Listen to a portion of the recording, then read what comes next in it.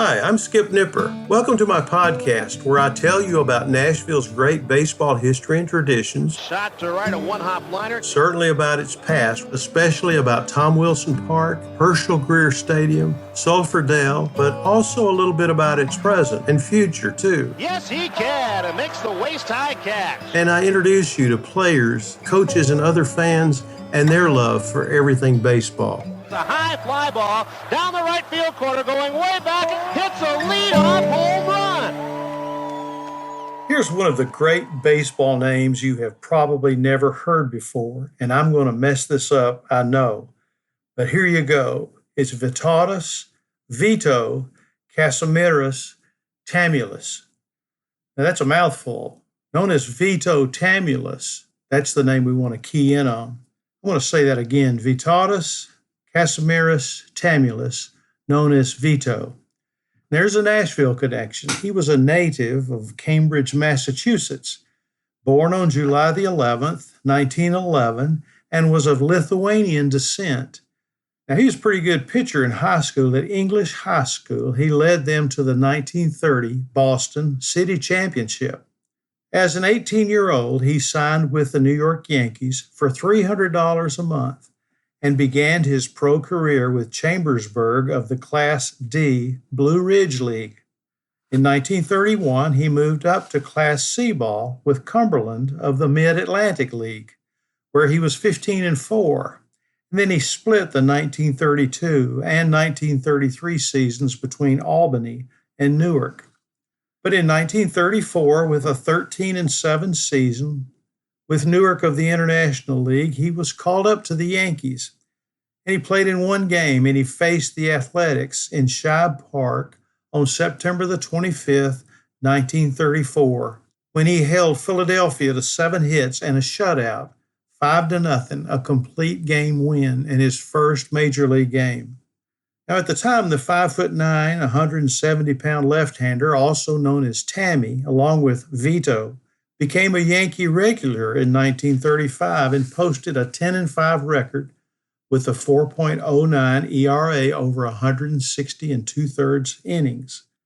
After the 1935 season, Tamulis was weakened by a prolonged bout of pleurisy and as a result spent the 1936 and 1937 seasons with the Newark Bears of the International League.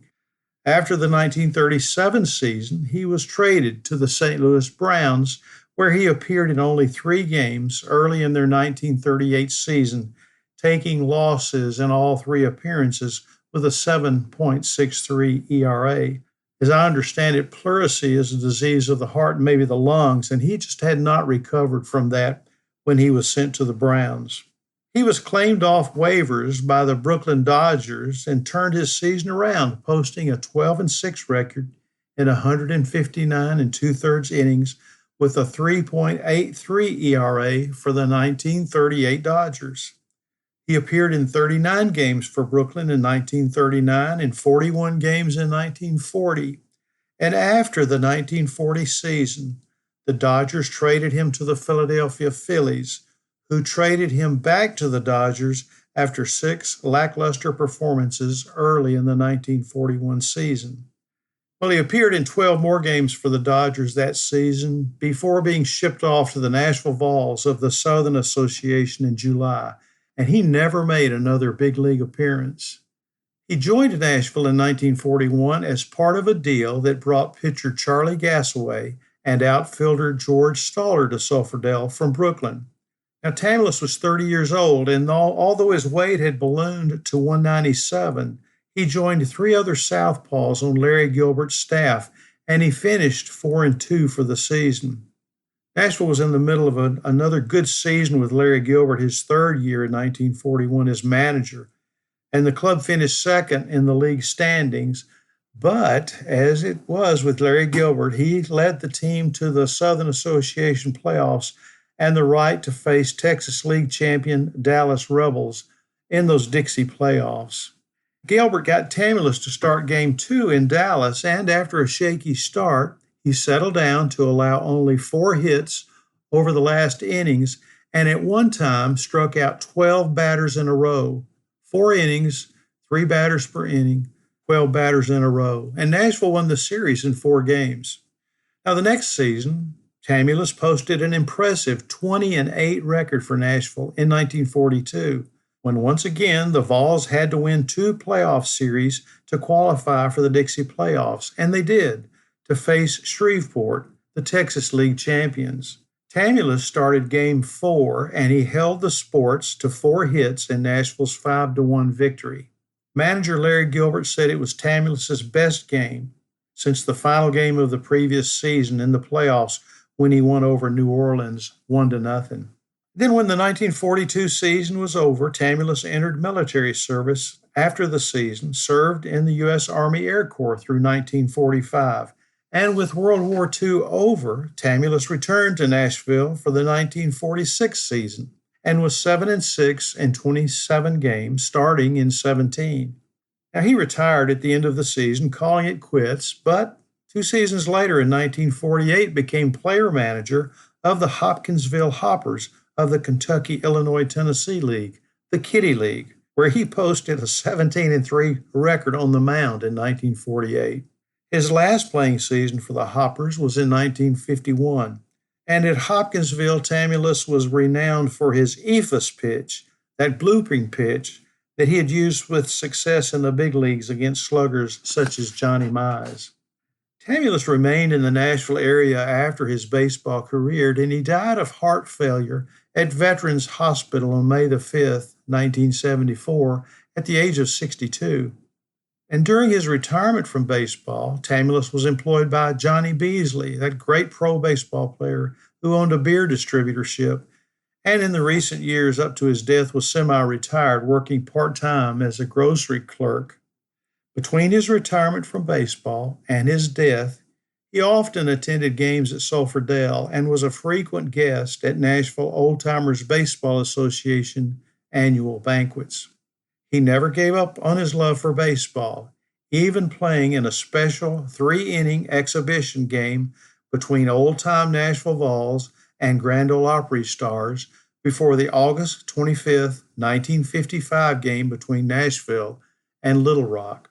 Now, Opry members were Roy Acuff and Marty Robbins, Cowboy Copas, Hawkshaw Hawkins, and Jerry Bird. They led that Stars team along with former New York Giants pitcher Clydell Castleman on the mound and Nashville Vols manager Joe Schultz catching behind the plate. But joining Tamulis was an all-star cast of former Nashville Vols players: Johnny Beasley, Johnny Gill, Jay Partridge, Harley Boss, Walt Ringhofer, Mickey Kreitner, Johnny Gooch, Bama Ray, Red Lucas, and Eddie Lewis, among others. And so how did Tamulis do that night? Well, there's no report of the action. There's just a call out about the game being played that night. But there's not a box score I could find. I do know this: in front of 2,021 Sulphur Dell fans in the pregame exhibition, he socked a first-inning home run to lead the former Vols to a 9-8 win over the Grand Ole Opry Stars. Now, that's not bad for a ball player retired from the game for 10 years who only hit 11 home runs in his entire 16-season career. But there's more about Tamulis. On Wednesday, February the 5th, 1969, just 5 years before his passing, Tamulis was honored as Old Timer of the Year at the annual Old Timers Baseball Association banquet. "I'm overwhelmed and honored," he said, "that anyone would do something like that for me."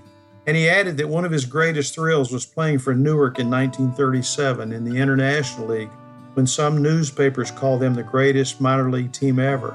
He said, "We won the Little World Series after being down to Columbus." Tamulis was 18-6 during the regular season that year.